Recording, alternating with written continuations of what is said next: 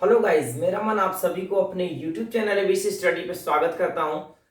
आज के इस वीडियो में हम लोग बात करने वाले हैं प्रेजेंट कॉन्टिन्यूअस टेंस के बारे में या प्रेजेंट इम्परफेक्ट टेंस के बारे में। और क्योंकि पिछली वीडियो में हम लोगों ने बात किया था प्रेजेंट इंडेफिनिट टेंस के बारे में और उसके रूल्स को जाना था, तो चलिए देर ना करते हुए इस वीडियो को शुरू कर लेते हैं। तो अभी जो हम लोग पढ़ने वाले हैं प्रेजेंट कंटिन्यूअस टेंस, ठीक है, तो इसको जानते हैं। अभी हम लोग स्टार्ट करने वाले हैं प्रेजेंट कॉन्टिन्यूअस टेंस।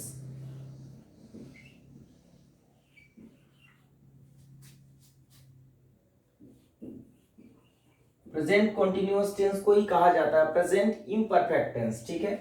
तो इसके बारे में भी हम लोग जानेंगे। तो सबसे पहले हम ये जान लेते हैं कि इसका क्या आइडेंटिफिकेशन होता है। इसके आइडेंटिफिकेशन को जानेंगे। आइडेंटिफिकेशन दैट इज पहचान, इसका क्या होता है उसको जानते हैं। तो इसका जो आइडेंटिफिकेशन होता है, इसका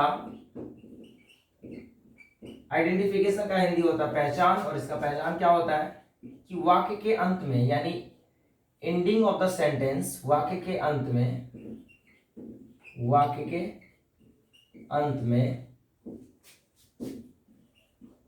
रहा है,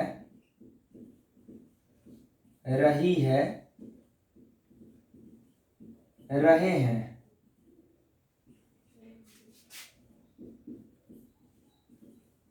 लगा रहता है।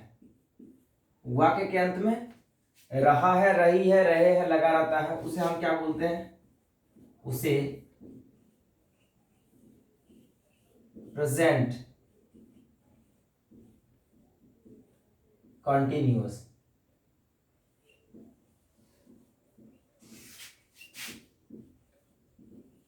टेंस कहते हैं, ठीक है। तो इसका जो स्ट्रक्चर होता है, यानी बनाने का जो नियम होता है, जो रूल होता है, उसको जानते हैं। स्ट्रक्चर होता है इसका, स्ट्रक्चर का हिंदी होता है बनावट या बनाने का नियम। सबसे पहले सब्जेक्ट, वाक्य का सब्जेक्ट को लेना पड़ता है। उसका हेल्पिंग वर्ब होता है इज या एम या आर इसमें लगता है, तो आप इज या एम या आर का यूज करोगे, प्लस वर्ब का फोर्थ फॉर्म लगता है यानी बिफोर, प्लस ऑब्जेक्ट लगा देते हैं, ठीक है। तो इस तरह से हम लोग का प्रेजेंट कंटीन्यूअस टेंस बन जाता है, ठीक है। तो यहाँ पे अगर हम जाने तो जो सिंगुलर सब्जेक्ट होता है, सिंगुलर सब्जेक्ट के साथ क्या लगता है?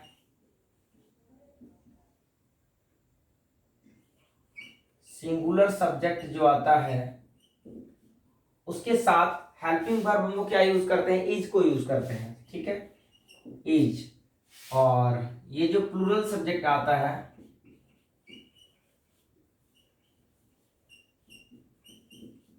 उसके साथ हेल्पिंग वर्ब हम लोग क्या यूज करते हैं? आर यूज करते हैं। और आई के साथ हम लोग क्या यूज करते हैं? आई के साथ हम लोग एम का यूज करते हैं जनरली, ठीक है। तो ये कॉन्सेप्ट था कि जो स्ट्रक्चर होता है ये subject plus is am are plus before plus object, जिसे हम लोग वर्ब का फोर्थ फॉर्म बोलते हैं। और सिंगुलर सब्जेक्ट के साथ इज लगता है, प्लूरल सब्जेक्ट के साथ आर लगता है, आई के साथ क्या लगता है दोस्तों? एम लगता है, ठीक है। तो इससे रिलेटेड हम लोग एग्जाम्पल लेने वाले हैं, ठीक है। एग्जाम्पल, ये बहुत मतलब मैं यहाँ पे एग्जाम्पल को इजी से डिनोट करता हूँ। ई फॉर एग्जाम्पल और जी फॉर ग्रेसियस, ये जो वर्ड है एग्जाम्पल, ग्रेसियस से आया हुआ है, सो इसलिए हम लोग इसके लिए लिखते हैं ऐसा एग्जाम्पल। जैसे वह किताब पढ़ रहा है, वह किताब पढ़ रहा है। तो सबसे पहले इसके पहचान के पास चलेंगे। देखो वाक्य अंत में रहा है, रही है, रहे लगा हुआ है। देखो वाक्य अंत कहाँ है? यहाँ पे रहा है लगा हुआ है, तो इसी टेंस का है। जब ये इसी टेंस का है तो इसी रूल पे बनेगा, दैट इज ये सबसे पहले सब्जेक्ट। इस वाक्य में सब्जेक्ट क्या है? देखो वह किताब पढ़ रहा है। कौन किताब पढ़ रहा है? वह पढ़ रहा है, यानी कि वह क्या है? इसमें सब्जेक्ट है, कर्ता, यानी काम को कौन कर रहा है? वह। तो वह क्या है? यहाँ सब्जेक्ट है। सबसे पहले हम लोग सब्जेक्ट को लेके आएंगे, वह का होगा ही। तो हम लोग यहाँ पे लिखने वाले हैं ही। और आप सभी जानते हो सिंगुलर सब्जेक्ट के साथ क्या लगता है दोस्तों? तो इज लगता है। तो हम लोग सिंगुलर सब्जेक्ट के साथ क्या यूज करेंगे? हेल्पिंग वर्ब के रूप में इज का यूज करेंगे, तो ही इज हो गया। उसके बाद देखिए क्या, ही इज हो गया। उसके बाद पढ़ रहा है, क्योंकि इसमें इसके बाद हेल्पिंग वर्ब का यूज होता है। वर्ब क्या है यहाँ पे? पढ़ना। तो पढ़ना का क्या होता है? रीड, और रीड अपने आप में एक वर्ब है, ठीक है। तो इसलिए इसका जो ये जो वर्ब होगा रीड, तो रीड का V4 यानी आईएनजी फॉर्म हम लोग यूज करने वाले हैं, तो क्या हो जाएगा, ही इज रीडिंग हो जाएगा, यानी कि रीड में आईएनजी फॉर्म जोड़ दीजिए तो क्या हो जाएगा, ही इज रीडिंग। क्या पढ़ रहा है, तो सब्जेक्ट के ऑब्जेक्ट के जगह पे क्या आ जाएगा, क्या पढ़ रहा है तो किताब पढ़ रहा है, तो ये ऑब्जेक्ट हो गया, तो रीडिंग अ बुक पढ़ रहा है तो रीडिंग अ बुक हो जाएगा। ठीक है, रीडिंग अ बुक। तो इस तरह से ये हो गया। अब आगे बढ़ते हैं, दूसरे एग्जाम्पल की ओर चलते हैं, नेक्स्ट एग्जाम्पल की ओर।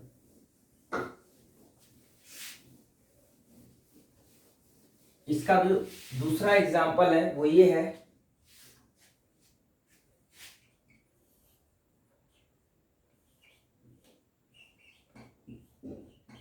वे लोग क्रिकेट खेल रहे हैं, वे लोग क्रिकेट खेल रहे हैं। इसका मतलब क्या है कि देखो वे लोग है तो वे लोग मतलब अकेला नहीं, यहाँ पे बहुत सारे लोग मिल करके क्रिकेट खेलते हैं। जो बहुत क्रिकेटर खेलते हैं तो हम लोग क्या करते हैं, मतलब एक व्यक्ति तो क्रिकेट नहीं खेल सकता, मतलब इसमें खेलने के लिए कम से कम 2 या 3 या उससे ज्यादा आदमी की जरूरत होती है। ठीक है, ज्यादा प्लेयर्स की जरूरत होती है ना। तो वैसे तो आप लोग जानते हो कि 11 प्लेयर्स होते हैं एक साइड में, ठीक है, तो तब जाके होता है। बट अगर आपको घरेलू क्रिकेट खेलना है तो आप कुछ कम करके भी आप खेल सकते हो। वे लोग है तो वे लोग क्या है, सिंगुलर नहीं बल्कि प्लूरल है, तो हम लोग क्या करेंगे, वे लोग ये सब्जेक्ट है तो हम लोग लिखेंगे वे लोग का क्या लिखेंगे, दे। और आप सभी जानते हो प्लूरल सब्जेक्ट के साथ क्या लगता है, आर लगता है, दे के साथ क्या लगाएंगे, आर, दे आर। ठीक है, उसके बाद हेल्पिंग वर्ब के बाद क्या होता है, सब्जेक्ट प्लस एचबी यानी हेल्पिंग वर्ब प्लस बी4 यानी वर्ब का फोर्थ फॉर्म। तो वर्ब क्या है, खेलना, तो खेलना का क्या होता है, प्ले, तो प्ले का प्लेइंग हो जाएगा। दे आर प्लेइंग तो क्या, तो cricket, they are playing cricket हो जाएगा। ठीक है, तो इस तरह से ये क्या था, इसका अफर्मेटिव सेंटेंस था जिसमें subject, helping verb, main verb plus object की जरूरत होती है, उसे हम अफर्मेटिव सेंटेंस बोलते हैं, अफर्मेटिव सेंटेंस। अब हम लोग जानने वाले हैं इसी टेंस का यानी कि प्रेजेंट कंटिन्यूअस टेंस का इंटरोगेटिव प्लस नेगेटिव सेंटेंस को। ठीक है, तो उसको जानते हैं, यानी कि अभी हम लोग क्या जानने वाले हैं, present continuous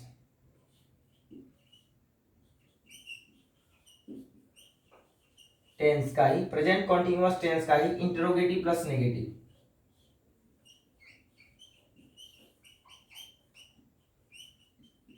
interrogative plus negative. Interrogative का हिंदी होता है क्या, प्लस नेगेटिव का हिंदी होता है नहीं, यानी किसी भी सेंटेंस में अगर क्या प्लस नहीं लगा हुआ है तो उसे हम क्या कहेंगे, इंटरोगेटिव प्लस नेगेटिव, यानी जहां पे क्वेश्चन किया जाएगा उसे इंटरोगेटिव, नहीं लगा रहा है नेगेटिव।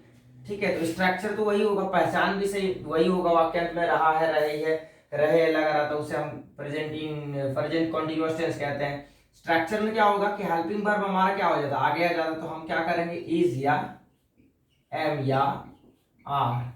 उसके बाद सब्जेक्ट आता है, सब्जेक्ट इज या एम या are plus subject plus not लग जाता है, not plus V four plus object plus question mark हो जाता है। ठीक है, इसके लिए एग्जांपल ले सकते हैं आप,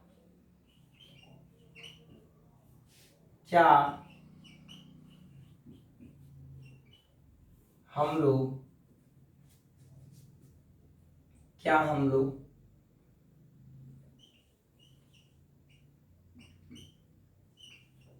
क्रिकेट नहीं खेल रहे हैं,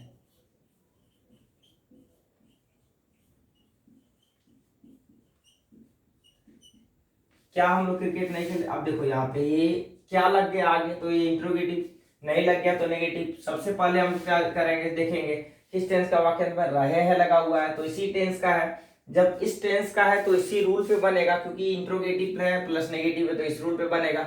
तो सबसे पहले सब्जेक्ट क्या है, इसको ये देखना है हम लोग, तो हम लोग का क्या होता है, वी। वी क्या है, प्लूरल सब्जेक्ट है तो इसके साथ क्या लगेगा, आर, तो इसलिए सबसे पहले हमें हेल्पिंग वर्ब का यूज करना पड़ेगा, आर।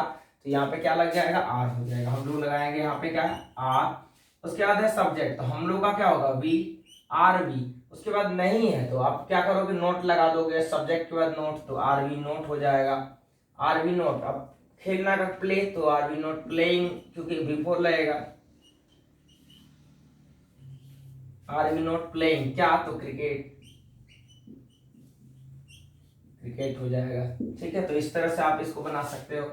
ठीक है, उसके बाद इसी में एक आता है टर्म प्लस नेगेटिव, ठीक है। तो टर्म क्या होता है, जितने भी WH क्वेश्चन होते हैं उसे हम क्या बोलते हैं, टर्म बोलते हैं। जितने भी WH मेंबर्स के फैमिली के होते हैं उसे हम क्या बोलते हैं, टर्म होते हैं, टर्म बोला जाता है। तो अभी हम लोग जानने वाले हैं टर्म प्लस इसी टेंस का, मतलब कि प्रेजेंट कॉन्टिन्यूअस टेंस का ही अभी टर्म वाला देखने वाला है। तो इसके लिए क्या होता है, टर्म प्लस नेगेटिव। टर्म का हिंदी होता है पद प्लस नहीं, पद प्लस नहीं। तो पहचान तो सेम ही होगा, लेकिन स्ट्रक्चर में क्या होगा, टर्म कहीं भी रहे तो स्ट्रक्चर में हमें टर्म को सबसे पहले ला के रखना पड़ेगा। टर्म प्लस इज या एम या are plus subject plus not. अगर नहीं रहेगा तो नॉट लगाएंगे, नहीं रहेगा तो नॉट नहीं लगाएंगे। Not plus before plus object plus question mark, ठीक है। जैसे एग्जांपल लेते हैं इसके लिए,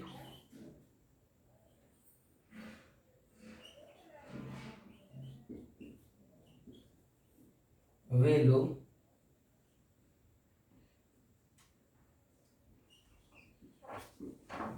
क्यों नहीं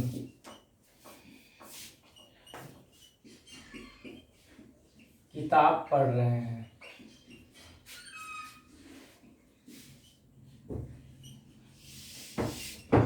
देखो वे लोग क्यों नहीं किताब पढ़ रहे हैं, सबसे पहले क्या है कि टर्म है क्यों, वाक्य अंत में रहे हैं लगा हुआ, तो इसी टेंस का है, प्रेजेंट कॉन्टिन्यूअस टेंस का, तो इसी टेंस का है। और आप देखो कि यहाँ पे बीच में क्यों लगा हुआ है, क्यों क्या है, WH फैमिली का है, यानी कि ये टर्म है। तो टर्म का सबसे पहले हम लोग लेके आएंगे, क्या होगा, सबसे पहले वाई हो जाएगा। उसके बाद इज या एम या आर किसके अनुसार से, सब्जेक्ट के अनुसार, अकॉर्डिंग टू सब्जेक्ट। सब्जेक्ट क्या है, वे लोग का क्या होता है, दे, और दे क्या है, प्लूरल सब्जेक्ट है। जब प्लूरल है तो क्या करेंगे हम लोग, आर लगाएंगे, तो वाई हो जाएगा, वाई आर, वे लोग का क्या होगा, दे, वाई आर दे। उसके बाद नहीं है तो नॉट लगा देंगे, not, why are they not. और पढ़ना का क्या होता है, रीड, तो रीड का बिफोर रीडिंग हो जाएगा, why are they not reading, क्या, तो किताब, तो नॉट रीडिंग अ बुक हो जाएगा, ठीक है। तो इस तरह से ये था प्रेजेंट कॉन्टिन्यूअस टेंस का। तो अगर आपको ये वीडियो अच्छा लगे तो इसे लाइक करें, सब्सक्राइब करें, अपने दोस्तों के साथ शेयर करें। Thank you.